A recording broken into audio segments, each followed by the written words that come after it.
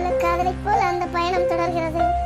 கடல் என்பது ஓரிடத்தில் நிற்கும் நீர் அல்ல, புதுப்பிக்கப்படும் நீர். ஒரு கட்டத்துக்கு மேல கடல், பக்தி, காதல் இந்த மூணும் கண்ணுக்கு தெரியாத பயணத்தில் இருக்கிறது. கடல் எப்படி பயணம் செய்கிறது? மேல் நோக்கி நீராவியாய், மேல் நோக்கி வானத்தை நோக்கி மேகத்தை ஆக்கி. கடல் போல் ஒரு பயணம் காதலும் பக்தியும் கலந்து பயணம் செய்ய ஆரம்பிக்கிறது. ராஜேந்திர சோழன் தேவகுல பெண் பறவை நங்கையோட காதல் பயணம் காதலும் பக்தியும் கலந்தது. காவிரி பெண் தவள பழகி நடை பழகி நாட்டியம் பழகிய இடம்தான் திருவாரூர் தியாகராஜர் கோயில். இந்த கோயிலில் தான் நாட்டிய மங்கை பறவை நங்கையை சந்திக்கிறார் ராஜேந்திர சோழன். என்று பறவை நங்கையை சந்தித்தாரோ அன்று முதல் அவள் மேல் கொண்ட காதல் ராஜேந்திர சோழனின் இறுதி மூச்சு வரை நீடித்தது.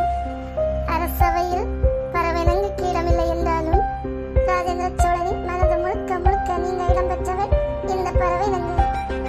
இறைப்பணிக்காக தன் காதலை எதையெல்லாம் விரும்பி கேட்டாளோ அவள் கேட்டவற்றை விட பல மடங்கு செய்து தன் காதலை ஒவ்வொரு நிலையிலும் வெளிப்படுத்திக் கொண்டே இருந்தார்.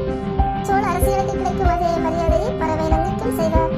இவர்களுடைய காதல் கதை ஒரு மறைக்கப்பட்ட காதல் கதையாக உள்ளது. ராஜேந்திர சோழன் பறவை நங்கையின் காதல் கதையின் 3ஆம் பாகத்தை பார்ப்போமா?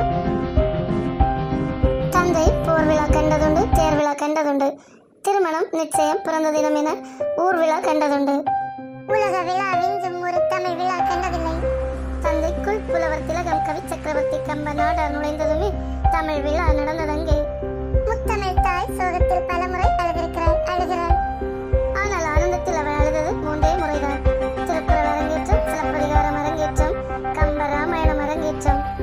தந்தையை பிறந்த அந்த தமிழ் மகனை வாழ்த்தியது கம்பரின் வாழ்மிசை பெருமிதத்தில் துடிதுடித்தது. இப்படிப்பட்ட சிறப்புமிக்க தந்தை உரையாண்ட ராஜேந்திர சோழனுக்கு மிகவும் வயதாகி விட்டது. பறவை நங்கை ஓரளவு இளமை தோற்றத்துடனே காணப்பட்டாள். பெரும் பேரரசராக விளங்கிய ராஜேந்திர சோழனின் இறுதிகாலம் வந்தது. சோழ பேரரசை பற்றி அவருக்கு கவலை இல்லை. ஏன் கவலை இல்லைன்னா அவருடைய வீர மகன்கள் கண்டிப்பாக அந்த பேரரசை நன்றாக உயர்ந்த நிலைக்கு கொண்டு வந்து விடுவார்கள். இந்த எண்ணம் அவருக்குள்ளே எப்பவுமே இருந்துட்டே இருந்துச்சு. அவரோட கவலை எல்லாம் என்ன தெரியுமா? அவருடைய காதலியான பறவையை பற்றி தான். தனக்கு பின்னால, தன் காலத்துக்கு பின்னால அவ அனாதே இருந்து விடுவாளோ, யார் அவரை பார்த்துக் கொள்வார் என்கிற எண்ணம் அவருக்கு வரவே தன்னுடைய மகன்களை அழைத்து அவர்களிடம் தன் கோரிக்கையை வைத்தார். அப்படி என்ன கோரிக்கை வச்சு விட்டாரு? பறவை நங்கைக்கு எந்த குறைவும் இருக்கக்கூடாது என்றும், தற்போது இருப்பது போலவே எப்பொழுதும் அவள் மரியாதையோடு வாழ வேண்டும் என்றும் தன் மகன்களிடம் கேட்டுக்கொண்டார். அப்பாவோட சொல்ல பிள்ளைங்க தட்ட மாட்டாங்க தானே, அதே போல ராஜேந்திர சோழனுடைய மகன்களும் அவருடைய காதலை பறவை நங்கைக்கு தன் தாய்க்கு சமமான அந்தஸ்தை கொடுத்தாங்க.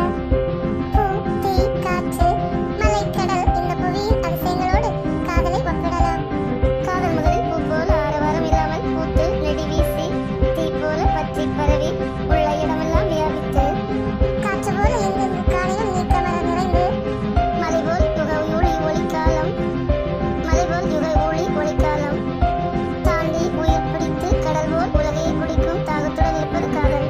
அந்த விண்ணும் மண்ணும் சரணம் செய்யும் காதலிடம், அந்த காதல் சரணம் செய்யும் ஒரு பெண்மையிடம். பறவை நங்கை என்னும் பெண்ணிடம் காதல் செய்த மானிட சிம்மம் சிவலோக பதவி அடைகிறது. தன் காதலன் இவ்வுலகை விட்டு சென்றதை அறிந்த பறவை நங்கை அழுது புலம்பி பிறகு ஆறுதல் ஆனாள். அவளுடைய பெறாத பிள்ளைகள் அவளோடு எப்போதும் துணையாக இருப்பதாகவும், உங்களுடைய சிவப்பணிக்கு நாங்கள் உறுதுணையாக இருப்போம் என்று வாக்களிக்க அந்த சோகத்திலிருந்து மீண்ட பறவை நங்கை பல்வேறு தர்மங்களை செய்ய ஆரம்பித்தாள். எப்படி ராஜேந்திர சோழன் ஒரு கோயிலை அவளுடைய பெயரில் நிர்மாணித்தாரோ, அதே போல் தன் காதலன், தன் நாயகன் ராஜேந்திரன் பெயரில் ஒரு ராஜேந்திர சோழன் திருமண மண்டபம் என்ற மண்டபத்தை திருவாரூர் தியாகராயர் ஆலயத்தில் 1045 கட்டி அதற்கு பல நிபந்தனைகளை அளித்தார். அப்புறமா கொஞ்ச காலம் கழிச்சு அவங்களும் சிவ பதவி அடைஞ்சிட்டாங்க. ராஜேந்திர சோழனுக்கு அப்புறமா அவங்க பையன் ராஜாதிராஜன் அரசராக வராரு. இந்த ராஜாதிராஜன் தன் தந்தைக்கும் அவருடைய மனதுக்கும் நெருக்கமான அணிக்கியார் பறவை நங்கையாருக்கும் தன் தந்தைக்கும் திருவாரூர் ஆலயத்தில் சிலைகள் வடித்து மரியாதை செலுத்தலானான். அந்த காலகட்டத்துல இந்த மாதிரியான உறவை மதித்தார்கள். பறவை நங்கைக்கும் ராஜேந்திர சோழனுக்கும் திருவாரூர் கோயிலில் சிலைகள் எழுப்பி வைத்து வழிபட்டார்கள். உண்மையான உறவினை வெளிப்படுத்தும் இந்த காதல் எந்த காலத்துக்கும் இருக்க வேண்டும், மதித்து போற்றப்பட வேண்டும். அதற்கு மிக சிறந்த உதாரணமாக இந்த சிலைகள் இருக்க வேண்டும் என்று அவர்கள் எண்ணி இருக்கிறார்கள். தலையில் கிரீட மகுடமும் இடையில் ஆடையும் களத்தில் பல அணிகலன்களும் பெற்ற ராஜேந்திரன் இந்த நிலையில் வணங்கியவாறு உள்ளார். அவருடைய அருகில் பறவை நங்கை அழகிய கொண்டையுடனும் பல மடிப்புகளுடனும் கூடிய ஆடையை அணிய பெற்று வணங்கியவாறு உள்ளாள். உண்மையான உறவினை வெளிப்படுத்தும் காதல் அந்த நேரத்திலும் மதித்து போற்றப்பட்டுள்ளது என்பது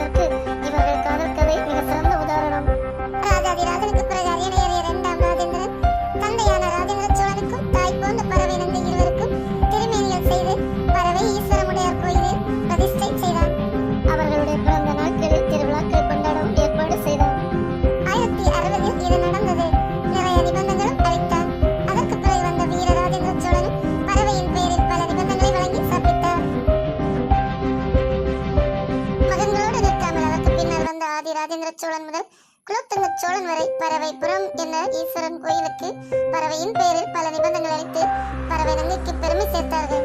முதலாம் ராஜேந்திர சோழன் பறவை நங்கையின் இறப்புக்கு பின்னர் இருவருக்கும் படிமம் எடுக்கப்பட்டு வழிபாட்டிற்கு நிலம் கொடையாக வழங்கப்பட்ட செய்தியினை திருவாரூரில் உள்ள முதலாம் ராஜாதிராஜனின் 24ஆம் ஆண்டு ஆட்சி கல்வெட்டு விவரிக்கின்றது.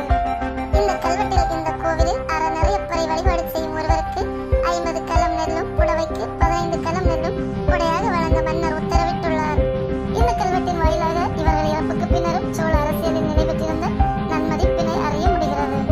ஒரு தேவர் அடியார் குலத்தில் பிறந்தவர் என்றாலும் தன்னுடைய திறமையால் உயர்ந்து பேரரசனானாலும் ராஜேந்திர சோழனுடைய இதயத்தை கவர்ந்து அரசியாக வாய்ப்பு இல்லாமல் போனாலும் நாட்டு நலனுக்காக அதை தியாகம் செய்து சிவத்தொண்டு புரிந்து வரலாற்றில் அழியா இடமும் மங்கா புகழும் பெற்றார் பறவை நங்கையார். கடாரம் அதிர்ந்தது காற்றால் அல்ல, ராஜேந்திர சோழனால். ஒருவனுக்கு ஒரு விழா அரங்கு முழுக்க வரும் கைதட்டலும் சரி, அவன் காதலை அவனுக்கு தரும் ஒரே ஒரு கண் சுமித்தலும் சரி. இதையே பரிசாக பெற்று பறவை நங்கைக்கு பல்வேறு திருப்பணிகள் செய்ய உதவிகள் செய்தான் ராஜேந்திர சோழன்.